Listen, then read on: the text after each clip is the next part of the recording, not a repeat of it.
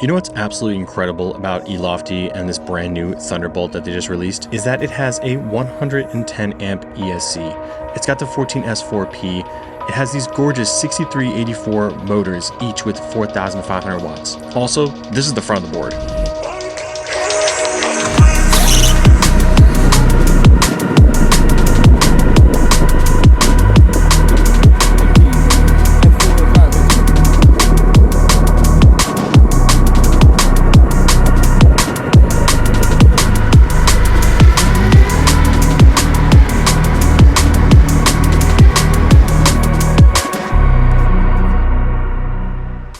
All right, there is a lot to cover on this board, and let us start with the deck. Because of its length and width and perfect drop down, this board is truly one of my favorite decks they put out. With the overall length of the entire deck being about 40 inches, the width being just about 10.5 inches wide, and this really beautiful double drop down, it's just perfect for your foot placement. It really locks you in for car ride feel, but also for this insane acceleration that you're getting out of this board. We will touch on that later. And the brakes are insane. Moving on to the battery, this is a 14S 4P Samsung 50S with just over 1,000 watt hours of battery capacity and two, yes, count them, two ESCs, 110 amps each. So 220 amps in total output power, combined with these motors and gear drive, make this board just an absolute weapon in S Plus mode. Just some sick acceleration and braking capabilities.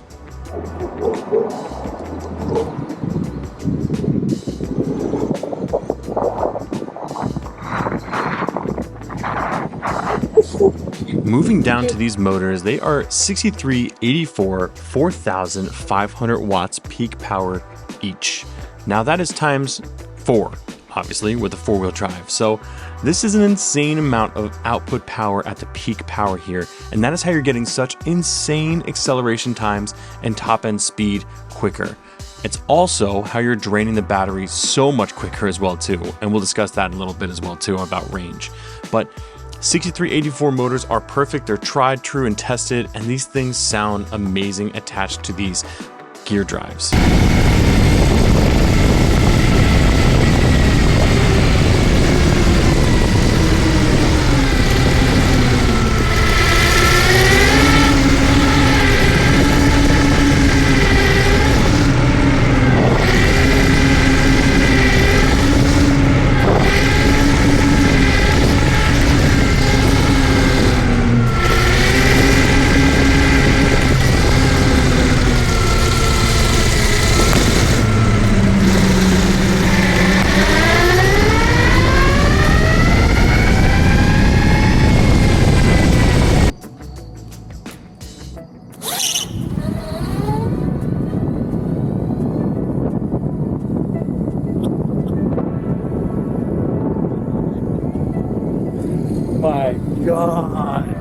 My God, wow, that's a scary amount of power, to say the least.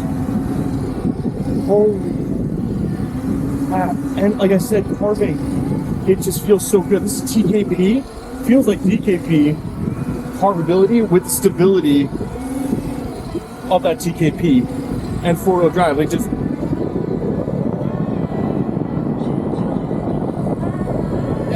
kind of like gut-wrenching power, like gut-wrenching amount of power for motors and for gear drives. I mean, we're in S Plus mode, highest mode possible, and this thing just wants to dump power, no matter what. And that brake, like on a dime brake, like, whew.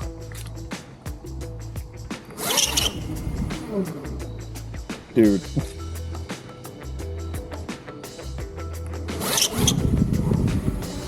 I can't even full throttle it. It just wants to skip. Take off.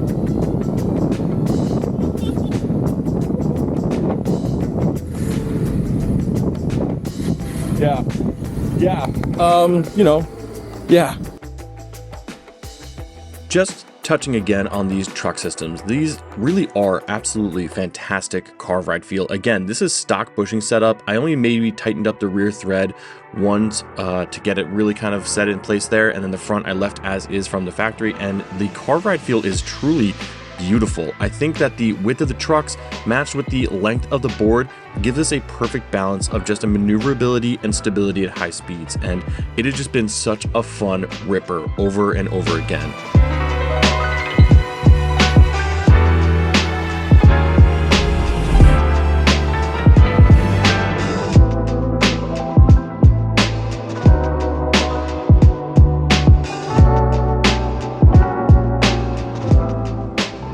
Moving on to the gear drives here, these are the Hummingbird gear drive system that you found in the Noah's Ark, now moved over to the Thunderbolt here. They are a helical gear drive system at a 3.1 gear drive ratio, and there's 4 of them. It's just kind of mind-blowing to me that they have these massive motors attached to each single wheel, thrusting this thing forward, basically just rotating the earth around you. It's just so much fun.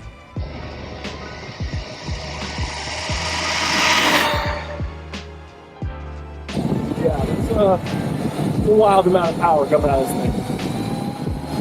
Smooth too.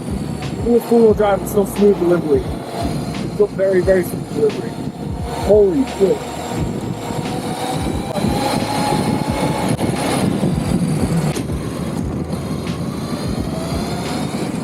Anywhere in the power band, you're going to go ahead and rip it, and this is going to take off. Here's the one thing I will notice is that in cornering, that car ride feel under acceleration, it pulls you, not just pushes you, which is something that obviously rear-wheel drive boards do. This pulls you through that front corner and just puts down so much power so quickly, like so quickly. So much power. And the brakes are insane. Just what a ride. I will say this, that if you're not ready for this board, it will launch you off no qualms whatsoever. It's also got this feeling that when I let off the throttle, the gear drives, there's now 4 motors slowing it down. So significantly more than your typical two-wheel drive would be. And that's just something to note there, that like as I let go of the throttle, it's like 4 motors are winding this thing down, giving you that ability to slow down even more than you typically would be. But that also means that there's 4 more motors that need to wind up, essentially, as you're doing what you need to do there as well. So it's just one of those things where you have to be mindful of that when you're letting off the throttle, keeping your body motion and everything like that intact with slowing yourself down, leaning back, whatever it may be. Just a little bit more focused than you would be on a two-wheel drive board, I would say. So just something to note. Not light. That's one thing when you have a 4-wheel drive gear drive CNC'd awesomeness board with a 14S4P inside of here. You're getting a pretty hefty board. I believe at 47 pounds, it's not light. So it's like almost a 50-pound weight that you're going to have to carry up a flight of stairs. So if you are someone that is living on a 5th-story walk-up, just be noteful in that sense. 47 pounds of pure awesomeness. It's like carrying around my toddler. Also got a haircut. What do you guys think? Looks good? Yeah. Definitely feel 10 pounds lighter in that sense. So 10 pounds off here, 50 pounds on here. You're carrying it somewhere.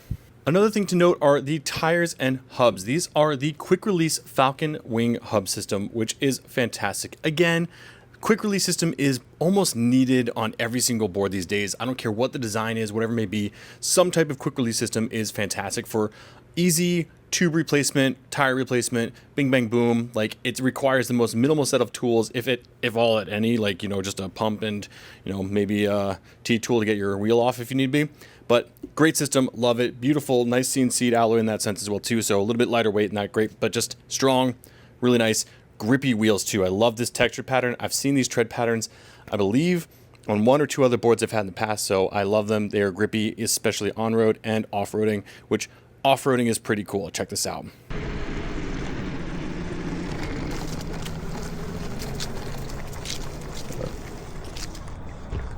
Does this show on camera how steep this is all around here? There's like a big gully here that's just drains down into this giant drainage ditch. And I want to see what four-wheel drive can get up this hill. That's the benefit, right? That's what everyone says. Let's see if two-wheel drive will make it up this hill. Oof, spun out. Almost made it up. Almost made it up, but it spun out the last second there. All right, so we just got the Apple level thing out here and just see what this actually is doing here. So this is saying a 20-degree hill incline right there. Let's see if this actually makes it up here in two-wheel drive, and then if we can make it up in four-wheel drive. So, all right, we got two-wheel drive.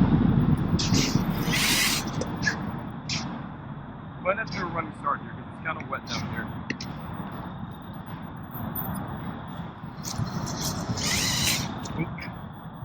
Two-wheel drive is not making it up this. Okay. Alright, all four wheels are spinning.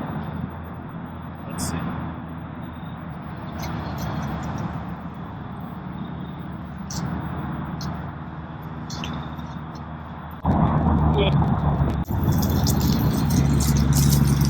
That was in low mode.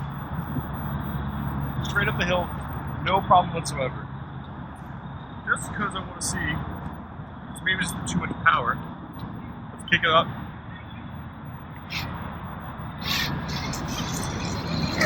Nope, climbs it faster.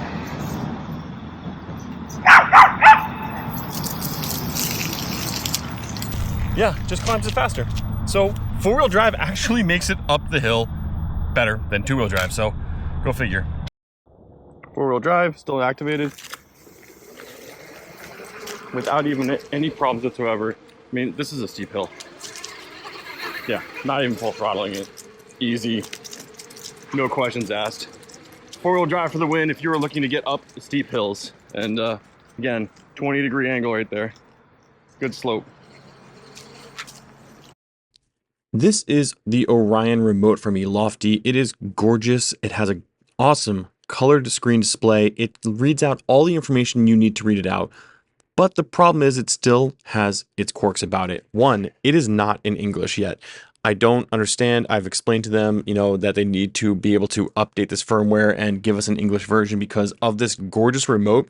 I can't understand a single thing that's going on the back end of this thing.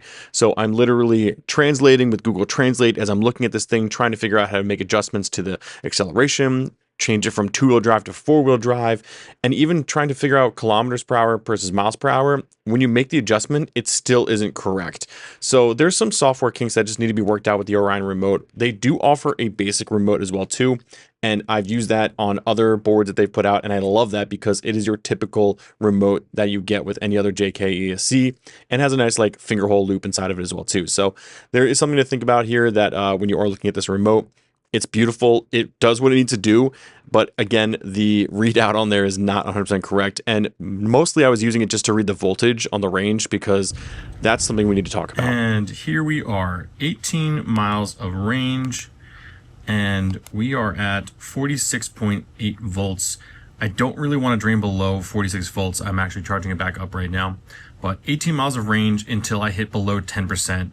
And that is because it's got 2 ESCs, 4 motors, 4 gear drives, just pulling so much power out of this battery pack. So that's just something to be aware of as well too. Now the beautiful thing about the four-wheel drive is that I can go from four-wheel to two-wheel drive. So let's go ahead and retest this and see where we end up there.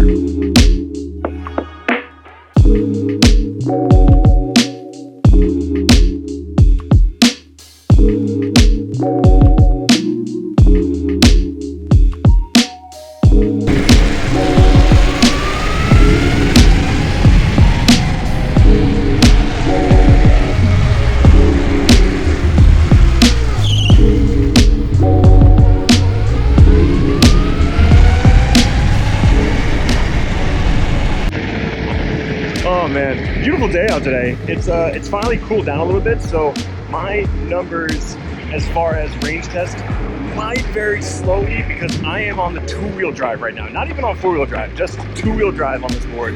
And ripping around in S Plus mode. Like I said, S Plus mode. And this thing is, it's so fun. It's wide enough for my feet. It's long enough for the proper stance that you want it to get in there for. Everything about it. And it just rips. Just rips. Phew.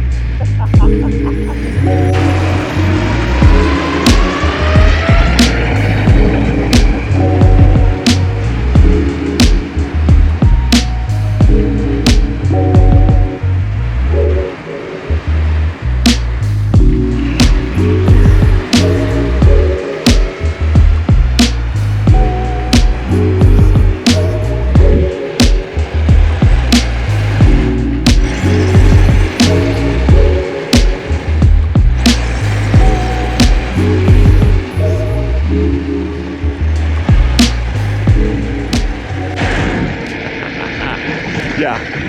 If you're looking for just a fun board, I imagine that the 2-wheel drive, I mean, I know this is a 2-wheel drive, but those extra motors and gear drives on there are definitely weighing it down and also causing you to have a little bit more of that motor drag, if you will, because those gear drives are definitely, you know, adding some more friction to it all. But damn, this thing feels so good.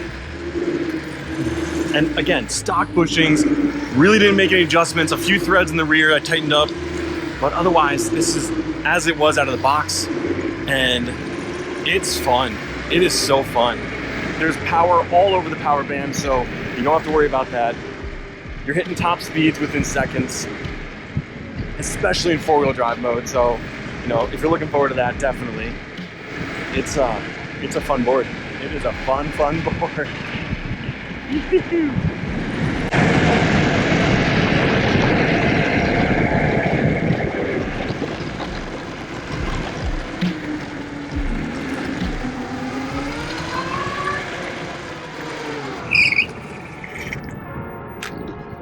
Tight brakes.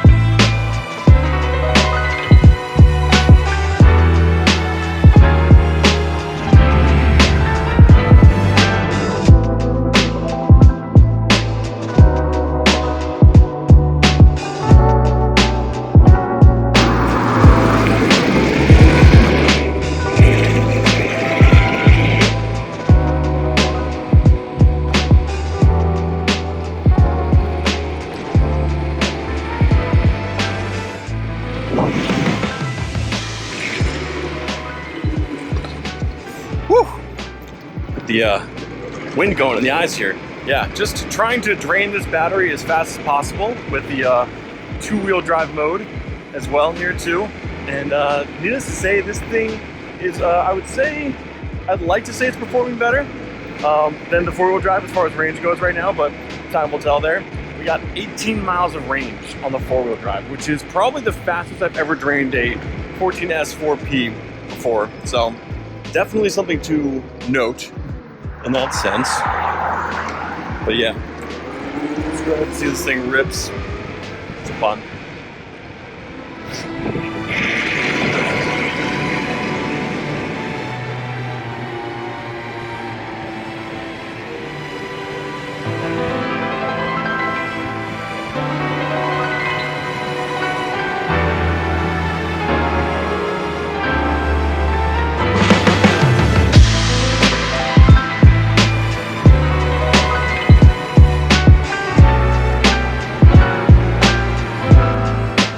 Kind of here's what I'm talking about, the inaccuracy here. So it says I'm doing 20 miles an hour, but on my ride app, it's 16.4.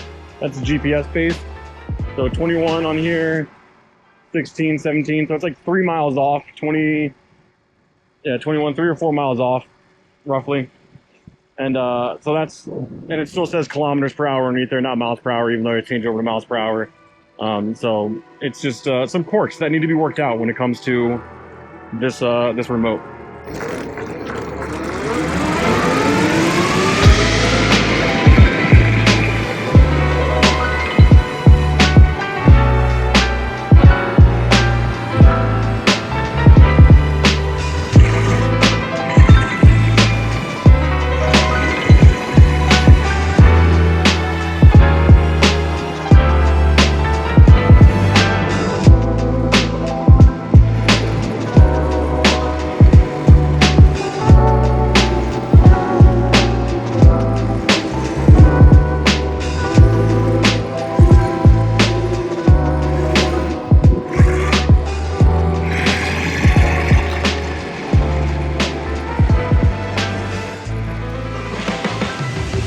50 volts right now.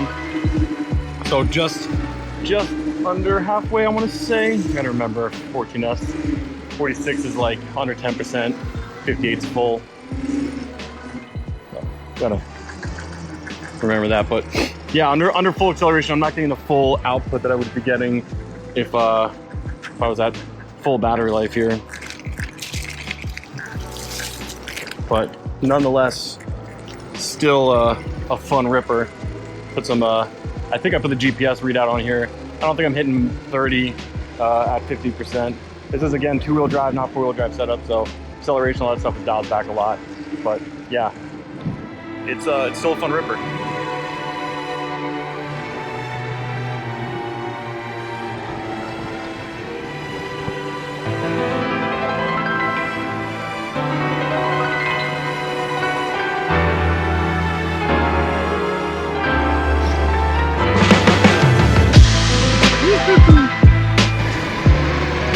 So I'm definitely at the bottom of the barrel here because under hard acceleration, I normally get thrown back, but I'm barely kind of getting pushed off this thing.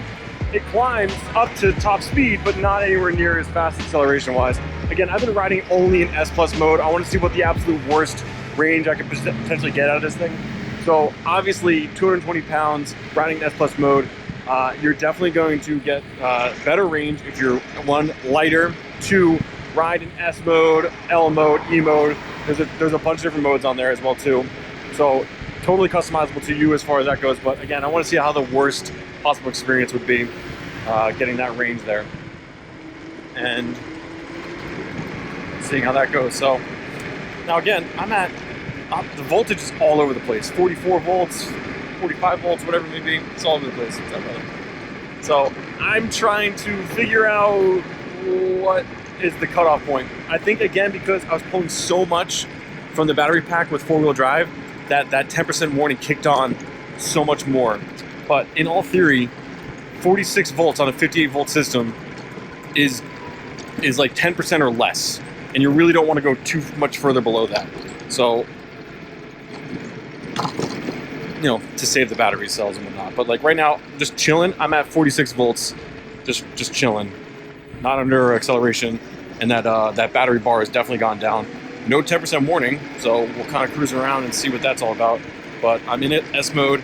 It significantly is cut back as far as output battery and throttle, but it's not by any means. I'm still hitting above 20 miles an hour with no hesitation in that sense. But it's one of those things where just gotta be aware of. Out here testing for you guys, so yeah. So range, another interesting one here. I got 20 miles of range on 2-wheel drive before I hit the 46%, 10% warning essentially on the remote here. Now, can I drain it further? Absolutely. You can drain down until the board stops rolling. Is that safe for the battery? No, not every single time. And could I squeezed out some more on there? I would say so. Now, the thing is that with 4-wheel drive, you still have 4 motors. So you still have the 2 motors up front, even with the 2-wheel drive system only pushing from the rear and only pulling that much amperage out of the battery. You're still literally having those motors, that weight, that resistance that's up front there. So I will say that 2-wheel drive will get significantly more range than what I am testing here, because again, Samsung 50S batteries, a 14S4P over 1,000 watt hours. This is the quickest I've ever drained a 14S4P with any other system. So I would have to chalk it up to the 4-wheel drive. Obviously, in 4-wheel drive mode, 18 miles of range makes sense because you are just literally draining this thing so quickly with 220 amps pulling from that battery pack and 4 motors pulling all that. So I can say that with confidence, 2-wheel drive, you're going to get significantly more range than you would on 4-wheel drive. So if range is something that you're concerned about, definitely look at the 2-wheel drive option.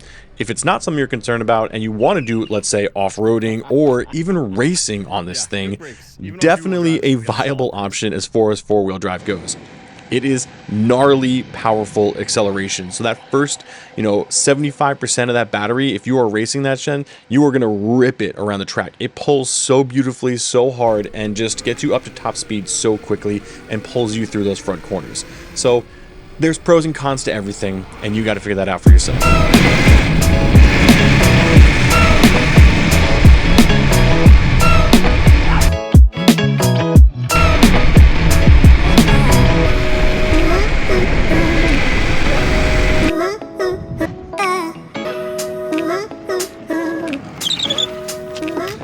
So this board is definitely a fan favorite of mine, and not even for the four-wheel drive. Honestly, I could probably do without the four-wheel drive, but the fact that this thing is just awesome, thin, powerful, incredibly agile. For my opinion, this thing is fantastic. I think the bushings in here was a proper choice. I know that I probably could dial this even more if I had Riptide bushings or something. I want to go ahead and dive in there, but stock, you're getting incredible speeds. You're getting 0 speed wobbles when it comes to anything from this board, and all the carve ride feels you want there. I love this deck. It's definitely one of my top tier favorite decks. And I know in the past that they've made this for other companies out there and stuff like that as well too, but it is still one of my favorite decks that's ever been produced. I just love the carve ride of it. I love the stability of it, the traction, grip tape, everything about it. It just feels so good. So between that, the power delivery on here, the 14S4P, the 110 amp ESC times 2, even just the single one is plenty of speed in my opinion. This thing rips. I love everything about it. So let me know in the comments. Is this something that you want to pick up? Is this something that you're interested in? I think that this is a fantastic board for Elofty, one of the top tier ones they've put out so far. I know that they have announced the Menace and a few other things that they've put out as well too, but the mini boards were great. The Noah's Ark was fantastic for what it was, but this is definitely my #1 favorite board from them right now. So until next time, guys, wear your helmet. I'll see you in the next one. Peace.